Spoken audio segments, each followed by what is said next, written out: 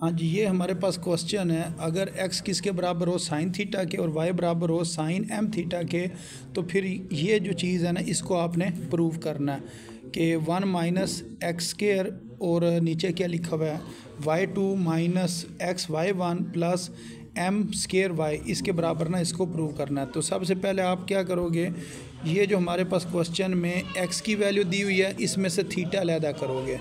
तो थीटा किस तरह अलहदा होगा, ये जो साइन है इसने दूसरी तरफ आके क्या हो जाना है साइन इनवर्स, और ये जो चीज़ है जो कि y के बराबर है जो ये ऊपर क्वेश्चन में दी हुई थी इसमें से भी आपने थीटा अलहदा करना है। थीटा किस तरह अलहदा होगा कि सबसे पहले ये जो साइन दूसरी तरफ आके साइन इनवर्स हो गया, फिर ये इस साइड पर आए m थीटा, और फिर ये जो m है इसने दूसरी तरफ आकर डिवाइड हो जाना। तो इस तरह ये हमारे पास दो जो हैं थीटा की वैल्यूज़ आ गई हैं। अब इन दोनों वैल्यूज़ को ना आपने कंपेयर करना है कि थीटा थीटा के बराबर है, एक थीटा के नीचे ये वाली वैल्यू लिख दोगे और एक थीटा के नीचे ये वैल्यू लिख दोगे। ये दोनों थीटास की ना वैल्यूज़ आ गई हैं। अब उसके बाद आपने क्या करना है, दोनों तरफ डेरिवेटिव लेना है। इधर भी लिख दिया डी ओवर डी एक्स, इधर भी लिख दिया डी ओवर डी एक्स, बाकी ये वाली चीज़ इधर और इसको इधर लिख दिया। अब इसके अंदर ना 1/m क्या है, कांस्टेंट है। ये जो 1/m है ना ये कांस्टेंट है, इसको बाहर लिखेंगे और बाकी आपने डेरिवेटिव लेना है इसका साइन इनवर्स y का। साइन इनवर्स का जो डेरिवेटिव होता है वो ये होता है 1 डिवाइडेड बाय स्क्वायर रूट, और स्क्वायर रूट में लिखते हैं 1 माइनस इधर जो वेरिएबल होता है ना उसका स्क्वायर लेते हैं और फिर बाद में इसी वेरिएबल का आपने डेरिवेटिव लेना होता है। तो इधर हमारे पास साइन इनवर्स y है, तो इसको हम लिखेंगे 1 डिवाइडेड बाय स्क्वायर रूट में 1 माइनस वाई स्क्वायर, फिर आपने किसका डेरिवेटिव लेना y का डेरिवेटिव ले लेना। इसी तरह साइन इनवर्स इस साइड पर लिखा हुआ, तो साइन इनवर्स का भी आप इसी तरह लिखोगे 1 divided by 1 divided by square root में 1 माइनस एक्स स्क्वायर, और फिर आपने x का डेरिवेटिव लेना है। x का derivative with respect to x जो कि 1 के बराबर होता है, और ये चीज़ें मुख्तलिफ हैं, ऊपर y है नीचे x है, तो ये क्या बन जाएगा dy by D X. D Y by D X को हम क्या कहते हैं y1। अब इसको हमने ना क्रॉस मल्टीप्लाई कर देना है। ये जो नीचे रकम लिखी हुई है ना m square root 1 minus Y square, इसने इधर जाके मल्टीप्लाई होना ऊपर वाले 1 के साथ, और ये जो टर्म है इसने इस साइड पर आकर इस 1 के साथ मल्टीप्लाई होना है। तो ये हमारे पास ना एक लाइन में ये इक्वेशन बन जाएगी।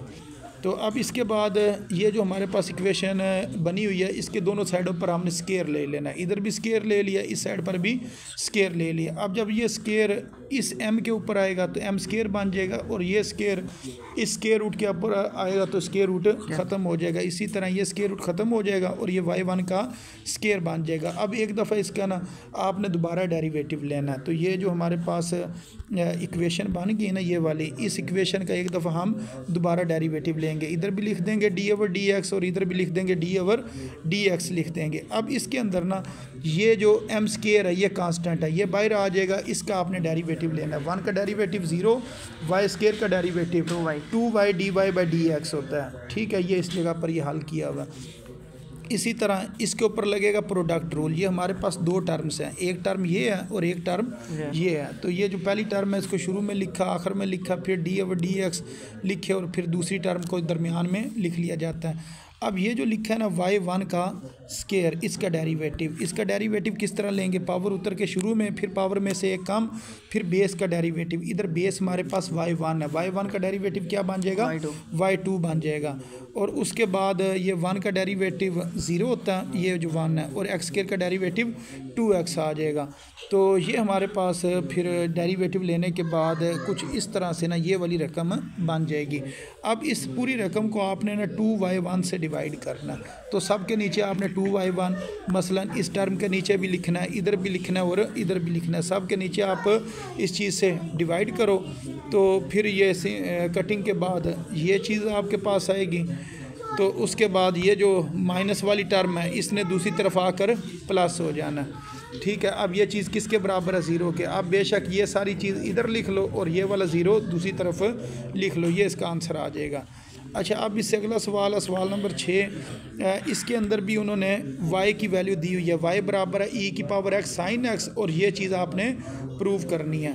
तो सबसे पहले हम क्या करेंगे, इस y को इस चीज़ के बराबर जो क्वेश्चन में दिया हुआ है एक दफ़ा दोबारा लिखा, दोनों तरफ डेरिवेटिव ले लिया। अब इसके ऊपर ना प्रोडक्ट रूल लगेगा, यानी कि ये हमारे पास दो टर्म्स हैं, एक ये है और एक ये है, ये दो टर्म्स हैं, इनके ऊपर आपने ना प्रोडक्ट रूल लगा लेना। तो ये e की पावर x शुरू में, आखिर में, फिर डेरिवेटिव लिखा, फिर ये दरमियान में ना sin x लिख दिया।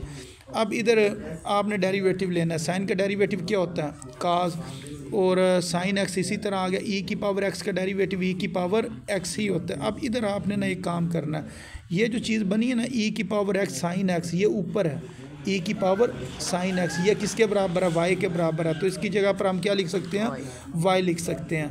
तो इसको आपने दोबारा थोड़ा सा ना क्लोज़ करना है, यानी कि इस चीज़ की जगह पर आपने दोबारा वाई पुट कर देना। अच्छा, अब ये जो y है ना, इस y को दूसरी तरफ ले आओ, तो D Y by D X minus Y, ये जो वैल्यू है ना ये आगे इस्तेमाल होनी है, इस वजह से मैं y साइड पर लेके आया हूँ ताकि आपके पास e की पावर x काज x की वैल्यू, ये तो सवाल में ना e की पावर x साइन x, तो ये वैल्यू गिवन है, और e की पावर x काज x की वैल्यू आपने खुद फाइंड करनी है, इसने आगे इस्तेमाल होना है। अच्छा, अब इसका हम दोबारा डेरिवेटिव लेंगे, इस जगह पर ये जो रकम दी हुई है इसका दोबारा डेरिवेटिव लेते हैं। तो ये पहली रकम का डेरिवेटिव, दूसरी रकम का डेरिवेटिव, तो जब D Y by D X का डबल डेरिवेटिव लेंगे ना तो इसके ऊपर ना स्केयर आ जाएगा, D square Y divided by D X square, और वाई का derivative D Y by D X, और इस साइड पर आपने ना प्रोडक्ट रूल लगा लेना।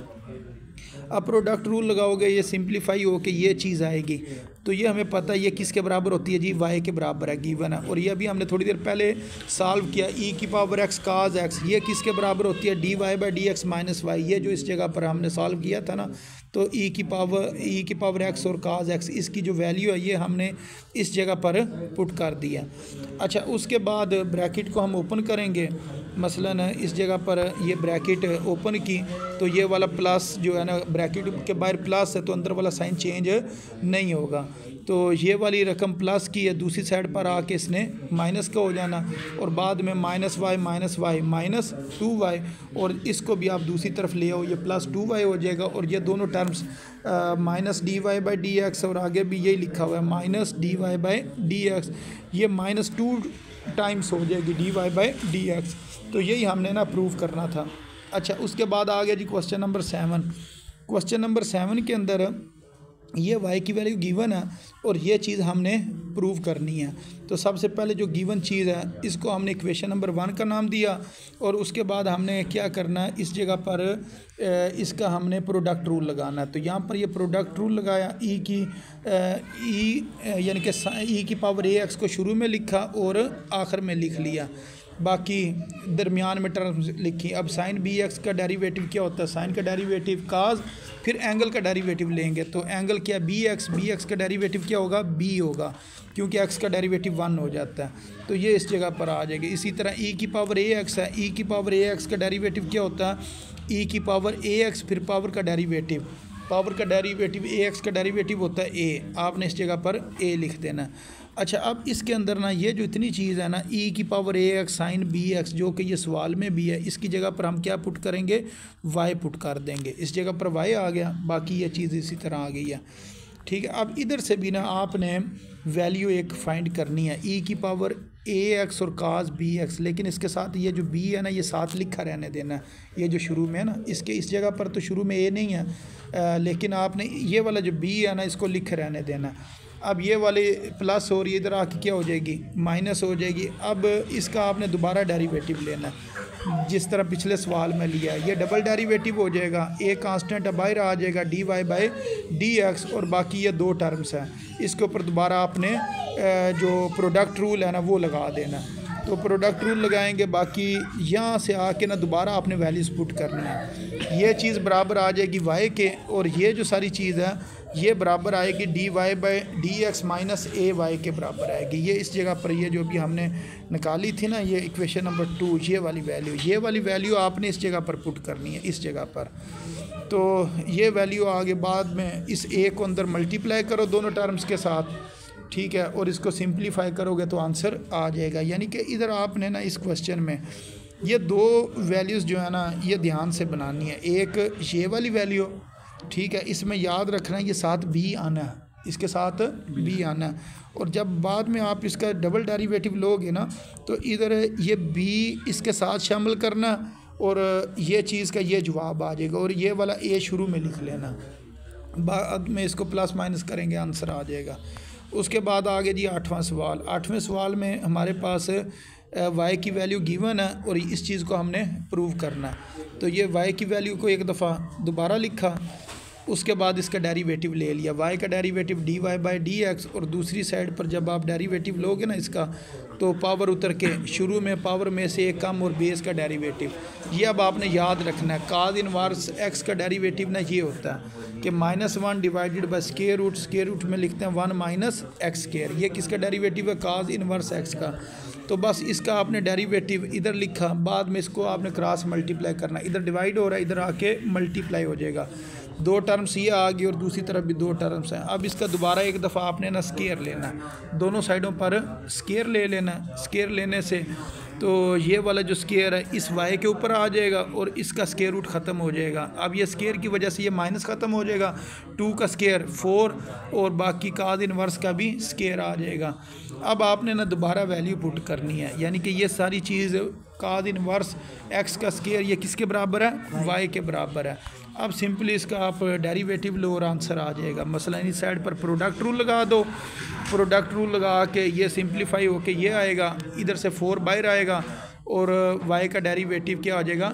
y1 हो जाएगा डेरिवेटिव। बाद में इस तरह के एक सवाल हमने ऊपर भी किया कि किसी रकम से ना डिवाइड करते थे तमाम टर्म्स को, इसको भी आपने 2y1 से तीनों रकमों को डिवाइड करना और आपके पास ये आंसर इसका आ जाएगा। अच्छा, अब आ गया जी क्वेश्चन नंबर 9 आ गया। क्वेश्चन नंबर 9 में ना y की वैल्यू ना काफ़ी बड़ी दी हुई है, यानी कि y इस चीज़ के बराबर है और इस चीज़ को हमने प्रूव करना। तो इसके अंदर हम क्या करेंगे जी, ये जो दोनों तरफ dy/dx लिखा, फिर डेरिवेटिव पहली रकम का डेरिवेटिव दूसरी रकम का, फिर इसका हमने डेरिवेटिव जब लेना तो a कांस्टेंट है, a ने बाहर आ जाना, a ने बाहर आ जाना, बाकी काज का डेरिवेटिव माइनस साइन और जो एंगल है ना एंगल का भी डेरिवेटिव लेना है। तो नेचुरल log x एंगल है, एंगल का डेरिवेटिव 1/x आगे आ गया।